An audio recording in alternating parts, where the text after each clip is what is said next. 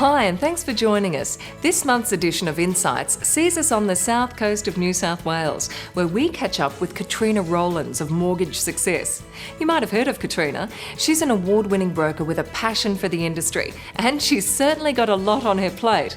Not only is she a State Council member of the MFAA and a member of the Broker Advisory Board for Homeside Lending, Katrina also commits a huge amount of time and energy to charity work.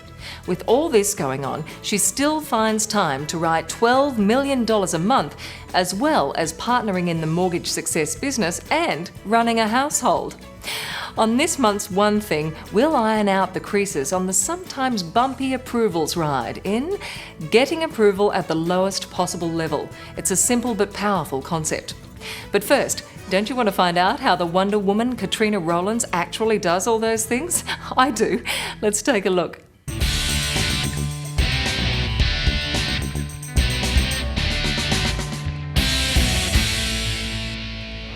I notice your office, you've positioned it right in the centre of town. Definitely, we thought it was extremely important to be in the right position. We did look at other premises, but they were either too congested, no parking, no real exposure, and didn't really achieve the feel we wanted out of the office. Okay, because this is a really good exposure spot here. You've got plenty of space and plenty of cars coming past, and that's one of the reasons, again, we chose a position.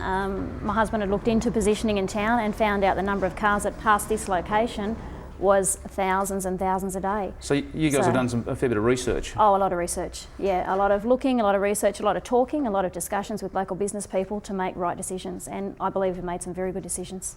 So you moved in here in November last year? That's right. And you made a decision to move from your home office in Austinmere? Correct. What prompted the decision? I think we got to the stage where we were writing excellent volumes for a single loan writer out of one location. We realised that the industry was moving to more a professional approach, and we felt that meant us, with the size operation we had, in order to grow above and beyond what we had, was to take the next step professionally and was to open the office front and join the partnership as we decided to do. So you're committed to space here, you've invested in your signage and your logo, you've spent a fair bit of money. If you're going to do it right. Absolutely. Spend the money. That's actually been the focus the whole way along, that if we're going to do it, we're going to do it right. So it took the research, the time, and probably the very first step we took was to join the partnership with Paul and Julie Wright, because I knew also to cover and give that same level of service to the number of clients we would now attract, we had to have that foundation set before we came to the office. So you've got 4 partners now? We certainly do, yes. Loan writers? 2 loan writers, one basically management and the other one is office management and supportive in any role that's necessary in the office.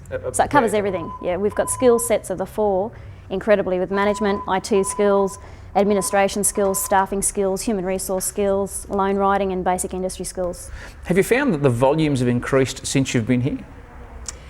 I think it was a little bit of a timing issue. The market as a whole did slow down a little bit at the same time we made this decision, which I'm actually very glad about, because we needed the time to back off the business a little bit to get our procedures, our foundation set, our training, our staffing set to be able to take the volumes on that we're now prepared to take on. We had an excellent month last month. We were the second largest writer for AFG in New South Wales. Considering that was consisting of 2 loan writers, I believe the figures they had was 25 million. For the month, so it was a fairly outstanding result. That's not a bad month at all. Exactly. So what's the biggest advantage been so far in moving here? I think the operation has allowed us to grow rather than struggling to keep up with the workload. I think for the first time this 6 months now that we've had the foundation set, we're starting to look forward, seeing the numbers able to grow efficiently, bring people on, to have the time to actually bring people on and train them and educate them the way we'd like to go forward in the industry.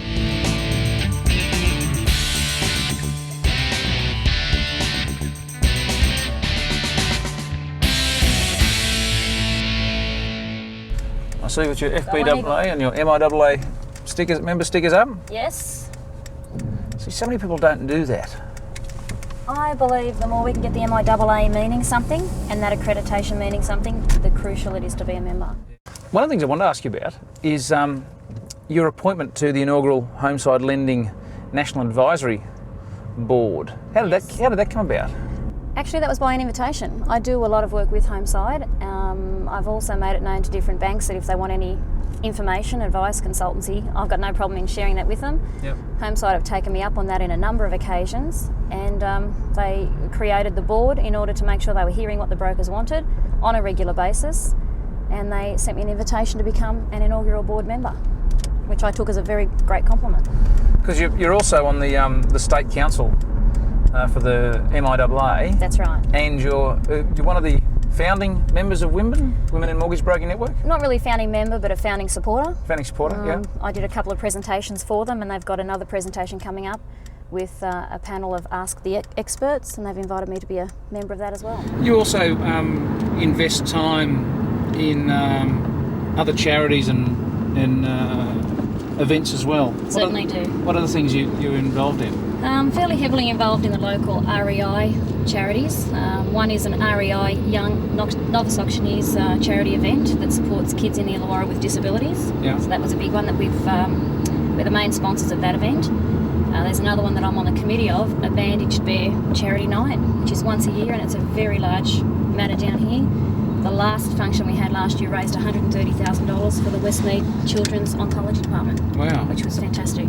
That's excellent. We also did a tsunami charity as a one-off down here, and we raised $220,000 in one evening, which was a huge event. That's amazing. It was. That is amazing. The whole do I move into a shop front or office or do I work from home thing is a bit tricky. In recent years, we've noticed a larger number of brokers actually committing to shop fronts. Now, although I'm all in favour of a more professional presence, I'm not in favour of brokers going bust to do it. Committing to any kind of office space is a commitment to fixed costs, and you need to be confident your business can handle it. If you take a leaf from Katrina's book, you'll make sure you're generating significant volumes before you commit to what adds up to a very expensive exercise. Before Katrina made the move, she already had a great business.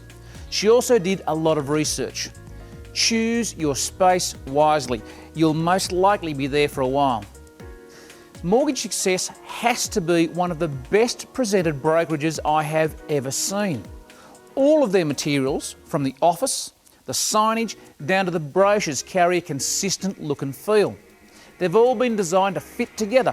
For instance, the posters and the brochures contain images of the people who work there. The reason I like this so much is because the most powerful marketing tool in your business is you. No matter how much the big institutions spend on advertising, their message will never be as powerful as you.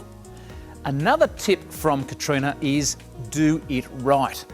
If you're investing in marketing material or an office, have a deliberate, consistent message and do it right. Pay for professional help. By the same token, you don't want to overdo it. If your market is mums and dads, leather Chesterfield chairs in your office might be sending the wrong message.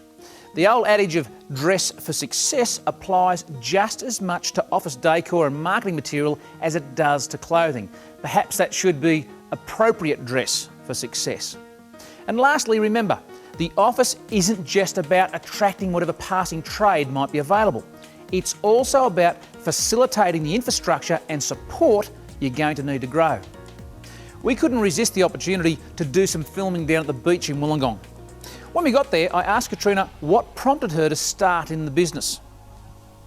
I was actually pregnant with my twin daughters at the time I started mortgage broking.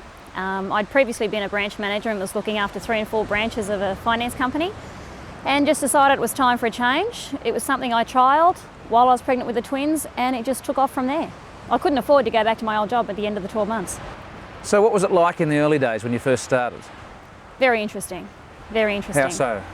I had a lot of people that first of all thought it was unusual for a female broker to be out there in their homes at night, which I never saw any danger in back in those days, I suppose. So it was a little bit different in that way. When I started the way I did it, it was a real family job. I'd be out to an interview, I'd have my husband with the twins in the car, he'd drop me to the interview, he would drive the children around so they'd go to sleep as babies, come back to pick me up in time for feeding or changing or whatever needed to be done. So it was a fairly interesting, hectic time. So do you remember your first interview as a broker? Probably not my first individual interview, but I remember my first few where I knew that I was going into an area that I wasn't as qualified or as expert in as I was in other areas at the time. So I viewed my first few as real learning experiences, and I had no problem with telling the client that I was there on a fact-finding mission, find out exactly what they wanted, and then take that information away to do an analysis.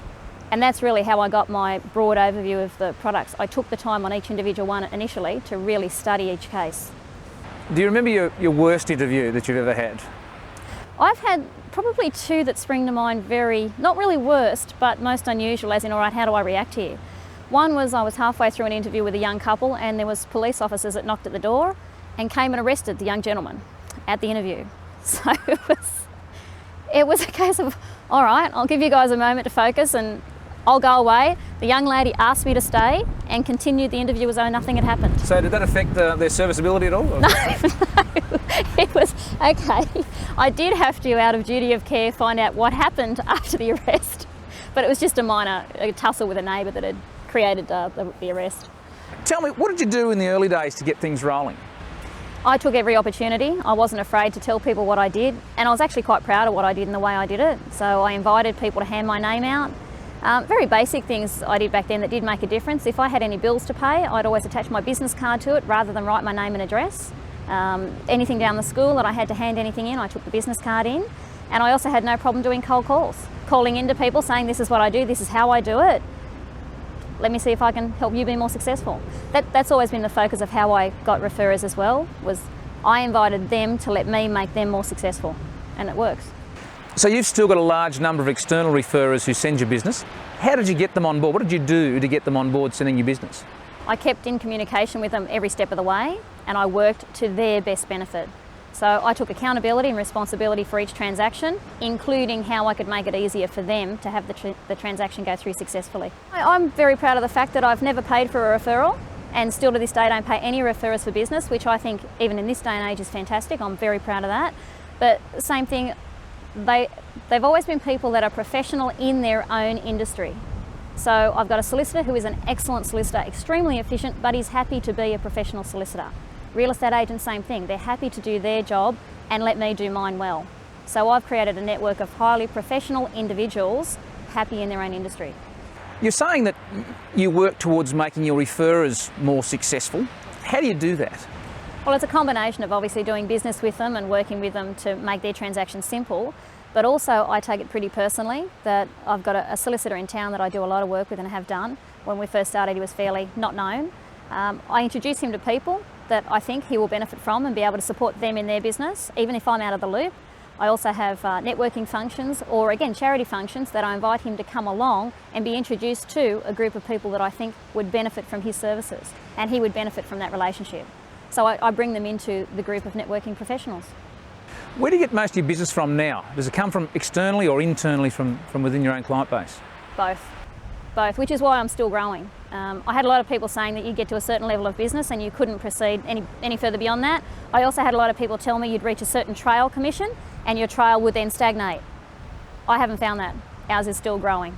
So it's internally, and I still take every opportunity to create external contacts and touch people that I feel I can help. So the sort of volumes you're writing at the moment, last month you had a record month of... Well, that wasn't a record, it was a standard month, 25 million.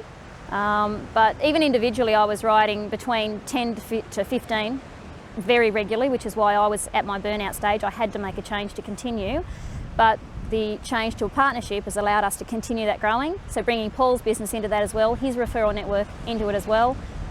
We're planning our average month to be a 20 million month. That should be average, and then exceed beyond that as we can. What was your most memorable deal? Most memorable?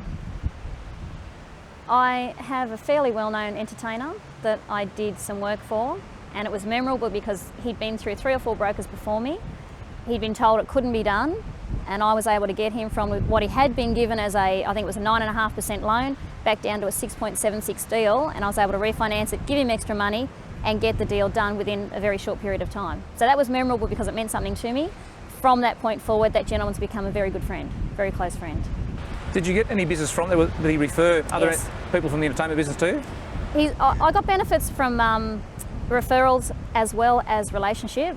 So I view the friendship we've gained to be great. He also has been extremely helpful, and his partner extremely helpful in the charity work we now do.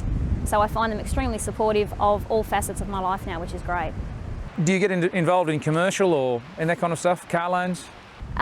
We can do. I've chosen not to get into that very much at the moment because I feel I'm not experienced enough and not qualified enough to take that on for someone. At the moment I've got people I hand that business on to who I trust and know are very good and professional. That is an area I would like to learn and get more involved in, given time. Okay, so what sort of hours do you work these days? Ridiculous hours. I work on a needs-be basis. I've just come off a weekend where I had 8 appointments between Saturday and Sunday. I started the weekend with 3 and during the weekend gained these others and went straight out and did them on the weekend. So hours I do are changeable, but I don't do anywhere less than a 10 to 12 hour day. You've got 3 kids. Yes. And you've done 8 appointments on the weekend. Yes. How do you balance your time? That's fun. That's fun. Saturday I knew I had a big day, so the children knew I was working, so their job was to tidy the house and do the housework so that I could come home and enjoy my time at home with them. Sunday morning I knew I had morning appointments, so I planned that we would be up. I dropped them at the pictures with their father, so he went in with the kids to the pictures. I went off and did 3 appointments and they didn't even know I'd done the appointments. By the time I came back and met up with them, they'd been to the pictures, had lunch, and then we had our afternoon together. So it's a challenge of keeping everybody happy, but it can be done. It is a juggle. What do you guys do specifically? What do you do specifically to mine your database? We've got programs in place now and we're always thinking of new ways that we can get benefit out of it. So it's the usual, it's the regular newsletters out, it's the regular How often do you send your newsletters? Well, we're just going into the new business. We've only had the brand new one done up because we wanted to make sure it was right. So it's taken us 6 months to develop the new newsletter. We plan to do that once a quarter. There's also little touches such as the standard birthday cards and Christmas cards, and just at different times we'll approach people and invite them into special functions to come and join with us as clients that refer a lot of business and that sort of thing. Thank you notes. We keep a notice if we're told a special event in a client's life, we recognise it with either a personal note or a card or something to recognise that personal. So you're staying in constant touch? Constantly. So how do you go about asking for referrals? Do you have a program where you ask for referrals? I have no problem with asking for them because even in my presentation pack when I first touch a client, I always have at least 2 to 3 business cards in there. So even from that point, in the conversation, I'll let them know that the reason those cards are there are I rely on referral business. I plan to do such a good job for you that you will be happy to hand my card out at any time. As such, I've given you 3 in preparation. So I have no problem letting a client know that's my goal, to make them that happy, they hand my name out and hand over fist. So really, it's a personal request for it. When we send out any letters of congratulations on settlements, we also recommend that if there's anyone that can be of assistance, please don't hesitate to call. And the reason I can encourage that too is I see every client that rings me. So if someone rings me and says, I think I'm wasting your time because I don't have 5% in savings, my automatic response is, you're not wasting my time because now's the perfect time to talk and plan and get it right. Come and see me, or I'll come and see you.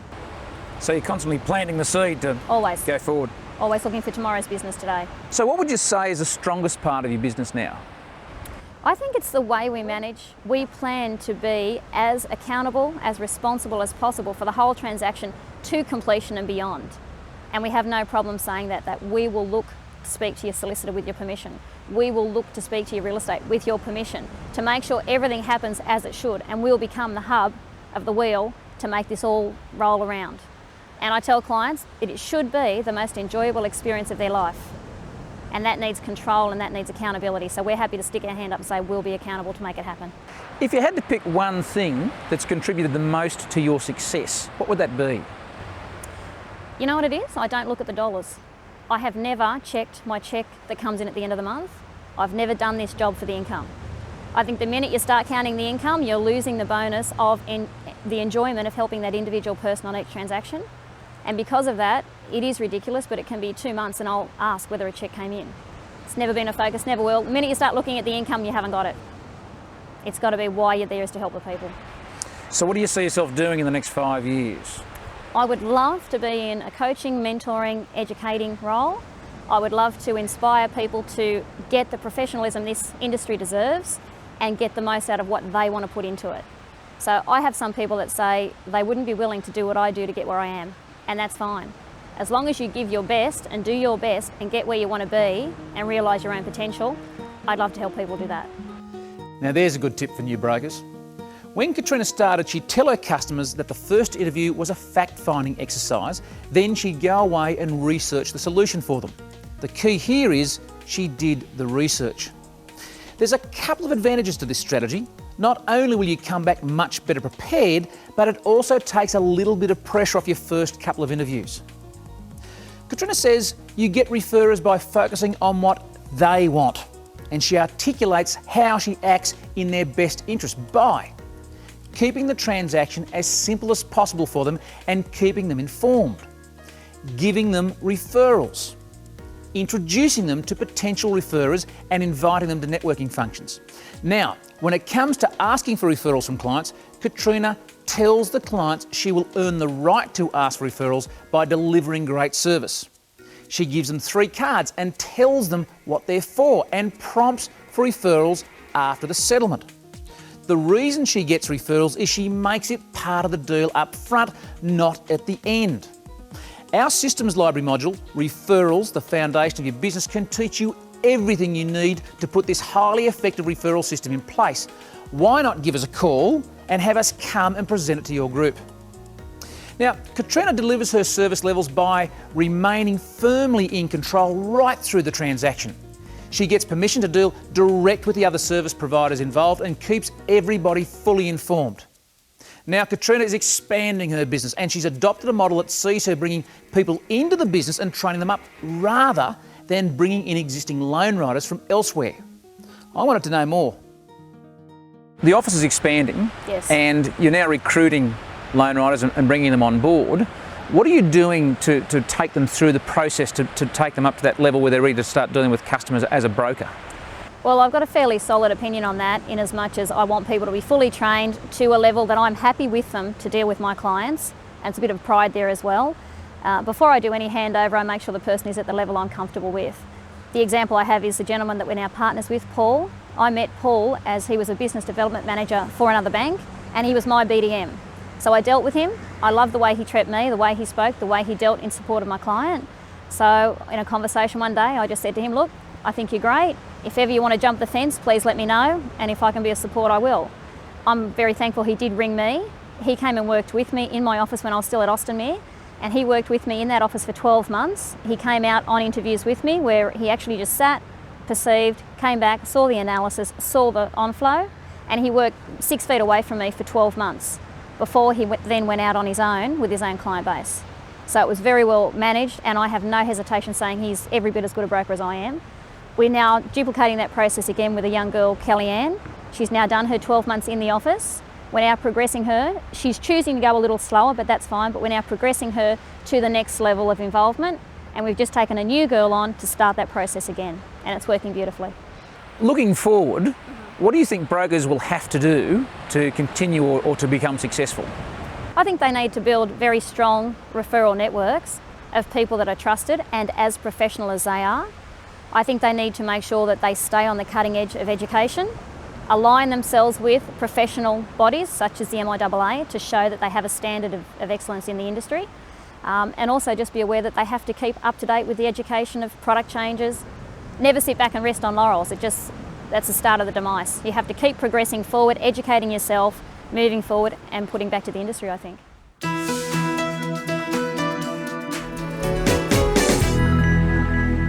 You know, one of the best pieces of advice I ever had was always endeavour to get approval at the lowest possible level. This simple statement is the driving force behind a lot of the systems I teach. What it means in simple terms is when I submit an application, I want the person who just started in underwriting to be able to read and understand the deal in as short a time as possible. I want it to make sense, and I want them to be able to sign it off because they understand it and I've supplied all of the supporting documents. Getting a loan approved can sometimes be a bit of a battle, and one of the best weapons we as brokers can use is a preemptive strike with good quality notes. Now, we all know we should submit notes with every application. This is just basic good broker practice, but how do we really make it pay? First of all, we need to understand all the benefits that a well thought out, well presented notes template gives us. If you use this notes template, it provides you with a framework that allows you to standardise your submissions, which makes it easier for assessors to understand the application. This makes it faster to get an approval, which results in happier customers that gladly give you referrals. It's simple. It also gives you prompts so you don't miss anything. Do it once, do it right. The template helps you avoid writing a novel when providing background on a deal and allows you to get someone else to write the notes. Now, I'll expand on this in a minute. The best notes templates cover all the important information in the least possible words. Our recommended template has 7 sections and can be downloaded off the website. We start with the borrowers, a simple statement of who the actual borrower is. It's amazing how confusing the application form can get, especially when you've got things like a family trust, a trustee company, a couple of guarantors. The next section is the purpose and background. What we cover here is what the money will be used for and the background of the transaction. Then we have the funding table. The funding table spells out things like the purchase price and the costs, less the borrower's contribution, and demonstrates how you arrived at the loan amount. Next is the borrower's contribution. This section covers where the borrower's contribution is coming from. Are they borrowed funds, savings, and so on? Then serviceability. I used to provide the serviceability figure that is important to the lender I was submitting the loan to, the UMI or the serviceability ratio or whatever, and support that by attaching the lender's own serviceability calculations and referring to it with notes.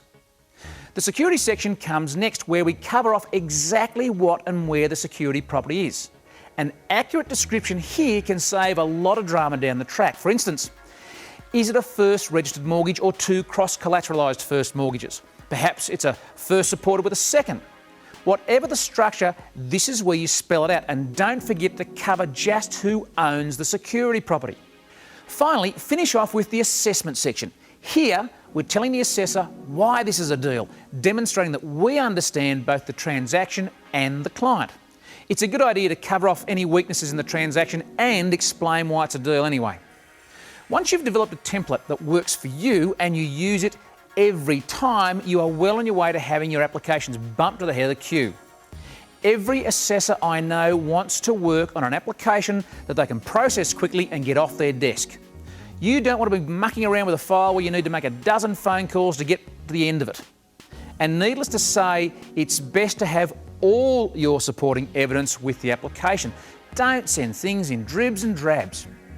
Now, let's go back to what I said earlier about getting someone else to write up your notes. With a good notes template in place, you can record your notes on a handheld recorder at the end of the interview when all the information is still fresh in your mind, using the same template headings.